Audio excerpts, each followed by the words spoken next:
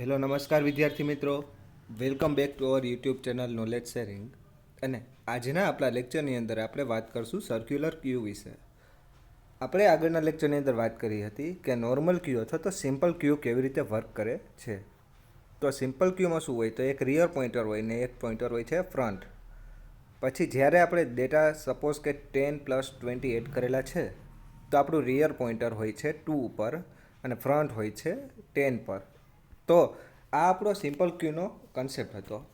હવે સિમ્પલ ક્યુમાં એક લિમિટેશન હતી કે જ્યારે પણ સિમ્પલ ક્યુની અંદર સપોઝ કે તમે 10 ડિલીટ કરી નાખો, તો શું થાય કે 10 ડિલીટ કર્યા બાદ તેની અંદર કોઈ ડેટા ઇન્સર્ટ થતો નથી.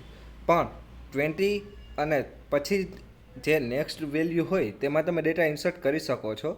પણ જ્યારે તમારે એવું થાય કે હવે 10ની જગ્યાએ આપણે પાછો ડેટા ઇન્સર્ટ કરવાનો, તો આપણે કરી શકતા નથી. તો આને શું કહેવામાં આવે છે? Concept of the circular simple queue. હવે આજના લેક્ચરની અંદર આપણે સર્ક્યુલર ક્યુ જોવાનું છે. સર્ક્યુલર ક્યુ એની અંદર શું હોય, તો કે it is a queue in which element are arrange such that the first element in the queue follow the last element in the queue. એટલે કે જે ફર્સ્ટ એલિમેન્ટ હોય છે ક્યુનો, તે લાસ્ટ એલિમેન્ટની આગળ જ આવતો હોય છે. ધેટ મીન્સ આપણે અત્યારે નીચે ફિગરમાં જે એક્ઝામ્પલ આપેલું છે તેમાં જ જોઈએ કે બાય ડિફોલ્ટ આપણે ફ્રન્ટ અને રિયર પોઇન્ટર ક્યાં હોય, તો કે 10 પર. હવે 10 પર અત્યારે ફ્રન્ટ પોઇન્ટર છે. શું કામે? કારણ કે આપણે એડિશન કરેલું હોય તો ડિલિશન 10 પરથી જ પરફોર્મ થશે. એટલે કે અત્યારે આપણે આઈ ઓફ 0 પર ફ્રન્ટ પોઇન્ટર છે એવું કહી શકીએ છીએ. હવે જ્યારે તમે વેલ્યુ ઇન્સર્ટ કરાવો, સપોઝ કે આપણે 30 સુધી 3 વેલ્યુ કરેલી છે, તો અહીંયા આપણું રિયર પોઇન્ટર અહીંયા છે અને ફ્રન્ટ પોઇન્ટર અહીંયા છે. તો જે એન્ડ પર ફ્રન્ટ પોઇન્ટર હોય ત્યાંથી આપણે ડિલિશન પરફોર્મ કરી શકીએ છીએ અને જે એન્ડ ઉપર આપણું રિયર પોઇન્ટર હોય ત્યાંથી આપણે ઇન્સર્શન ઓપરેશન સર્ક્યુલર ક્યુની અંદર પરફોર્મ કરી શકીએ છીએ. હવે સપોઝ કે આની અંદર તમે એલિમેન્ટ્સ બધા અહીંયા 7 સુધી એન્ટર કરેલા છે, તો બધા એલિમેન્ટ આપણે સપોઝ કે ફૂલી એન્ટર હોય ને અહીંયા 80 એન્ટર કરીએ, તો 80 છે તેના પછી ડાયરેક્ટ શું આવે? 10. તો આપણે એવું કહી શકાય કે the first element in the queue follow the last element in the queue. એટલે કે આપણા ક્યુનો ફર્સ્ટ એલિમેન્ટ છે તે લાસ્ટ એલિમેન્ટને ફોલો કરતો હોય છે. હવે આપણે જોયેલી ફિગર મુજબ કે આપણે શું કરેલું, તો કે 8 એલિમેન્ટ ઇન્સર્ટ કરેલા છે, 10, 20, 30, 40, 50, 60 અને 70 અને 80 આપણે સિમ્પલ ક્યુની અંદર. પછી શું થાય કે આપણે 10, 20 અને 30 ડિલીટ કરી નાખીએ, તો શું થાય? આના માટેની ફિગર હમણાં આપણે જોઈએ ત્યારે જ આપણે લાઈવ એક્ઝામ્પલ લઈશું. Now we have the free memory space in the circular queue and we can use the memory space. હવે શું થાય કે આપણે જ્યારે ઓલરેડી ઇન્સર્ટ કરેલા એલિમેન્ટ્સને આપણે ડિલીટ કરી નાખેલા હોય, તો પછી આપણે શું કરીએ, તો કે ડિલીટેડ એલિમેન્ટની જે જગ્યા ખાલી હોય તેમાં નવા એલિમેન્ટ આપણે ઇન્સર્ટ કરી શકીએ છીએ. તો સિમ્પલ ક્યુની અંદર એવું ન થતું. તો સિમ્પલ ક્યુનો મેઇન ડિસએડવાન્ટેજ શું થાય, તો કે તેમાં મેમરીનો વેસ્ટેજ જાય છે. જ્યારે સર્ક્યુલર ક્યુની અંદર મેમરી વેસ્ટેજનો પ્રોબ્લેમ થતો નથી. તો હવે આપણે આ જે એક્ઝામ્પલ લીધેલું છે કે આપણે કે 10, 20, 30, 40, 50 વાળો જે વેલ્યુ છે આને ઇન્સર્ટ કરશું, તો એને આપણે ડિટેલમાં જોઈએ કે કેવી રીતે એકચ્યુઅલ ઇમ્પ્લિમેન્ટેશન પ્રોવાઈડ થાય છે. હવે આપણે પહેલાં આ ફિગર જોઈએ. તો આની અંદર આપણે શું કરશું, તો કે ઇન્સર્ટ કરી દીધી 7 વેલ્યુ. કઈ? તો કે 10, 20, 30, 40, 50, 60, 70 અને 80. હવે શું થયું, તો કે આપણું સર્ક્યુલર ક્યુ ફૂલ થઈ ગયું.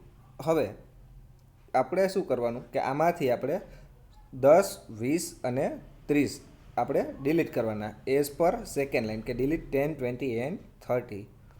તો હવે આપણે ડિલિશન ઓપરેશન પરફોર્મ કરશું. તો 10, 20 અને 30 ડિલિશન કરશું, તો ફિગર નંબર 2 આપણે ફિગર નંબર 2 મુજબ જોવાનું રહેશે.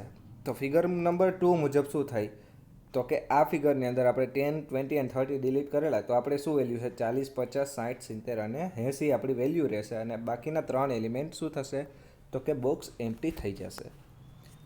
તો હવે જ્યારે આની અંદર આપણે ઇન્સર્ટ કરવું હોય તો આપણું ફ્રન્ટ પોઇન્ટર ક્યાં હશે, તો કે front pointer is equal to 3 છે અને રિયર પોઇન્ટર અત્યારે ક્યાં છે, તો કે 7 નંબર પર છે. તો 7 એટલે શું થયું, તો કે rear is equal to n થયું. તો આપણે rear is equal to n-1 કરીએ એટલે અત્યારે જ્યારે ઇન્સર્શન ઓપરેશન પરફોર્મ કરવું હોય તો n+1 કરવું પડશે. એટલે આપણે શું કરશું કે 0 પર નવો એલિમેન્ટ એડ કરી શકશું. હવે આપણે ફિગર વાઇઝ જ જોઈએ હજી કે આની અંદર we can insert 3 element 5, 10 and 15. હવે after that we delete 5 and 10 us shown in figure. હવે આ 10 અને 20 ડિલીટ 20 એન્ડ 30 ડિલીટ થઈ ગયું. તો હવે આપણે 5 એન્ટર કરશું. તો 5 ક્યાં થશે? તો કે આ બોક્સની અંદર 5 એન્ટર થશે. Now we won't have a free memory space. We can not use the memory space. હવે આપણી આની અંદર છે મેમરી સ્પેસ છે, પણ આપણે તેને યુઝ કરતા નથી. તો સિમ્પલ ક્યુમાં શું થતું? તો કે મેમરીનો વેસ્ટેજ થતો હતો. અને આ પ્રોબ્લેમને સોલ્વ કરવા માટે સર્ક્યુલર ક્યુનો કન્સેપ્ટ આવેલો છે. હવે આપણે નવા 3 એલિમેન્ટ આ સર્ક્યુલર ક્યુની અંદર એડ કરવાના છે. કયા? તો કે 5, 10 એન્ડ 15. કેવી રીતે? તો કે આના મુજબ. તો આપણે 0માં 5, અહીંયા 10 અને અહીંયા 15 આવી રીતે ઇન્સર્ટ કરી શકીએ છીએ. તો આ કન્સેપ્ટ છે તે આપણા સર્ક્યુલર ક્યુનો કન્સેપ્ટ છે. તો હવે આપણે જોઈશું તો કે ડિસએડવાન્ટેજ સર્ક્યુલર ક્યુની અંદર ડિસએડવાન્ટેજ શું છે?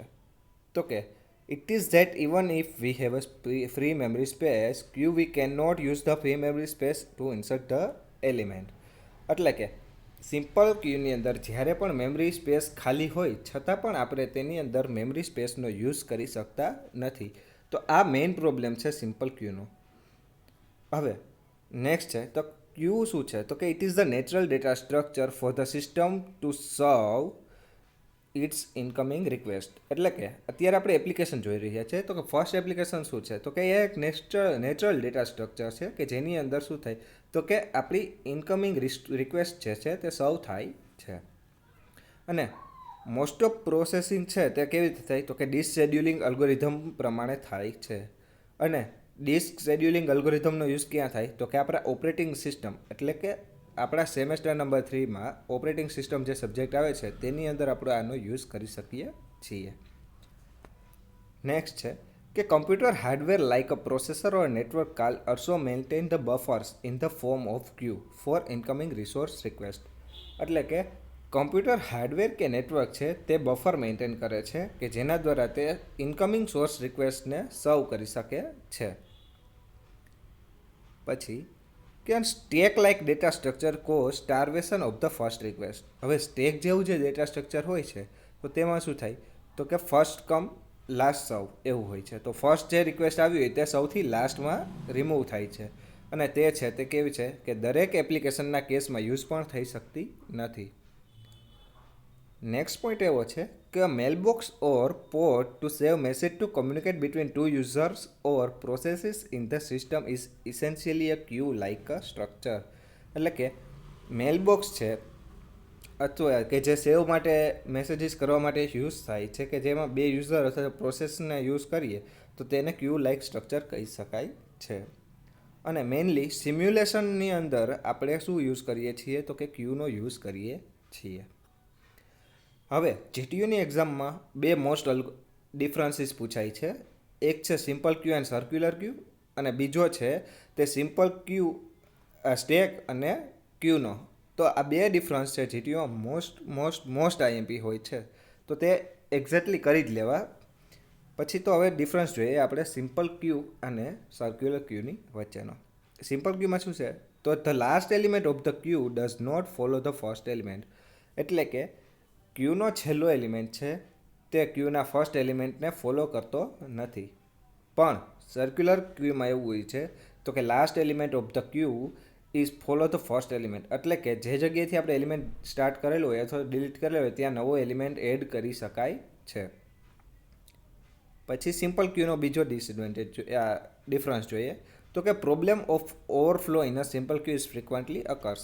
એટલે કે સિમ્પલ ક્યુની અંદર આપણે ડેટાની સાઇઝ ઓવરફ્લો થવાની શક્યતા દરેક વખતે રહે છે.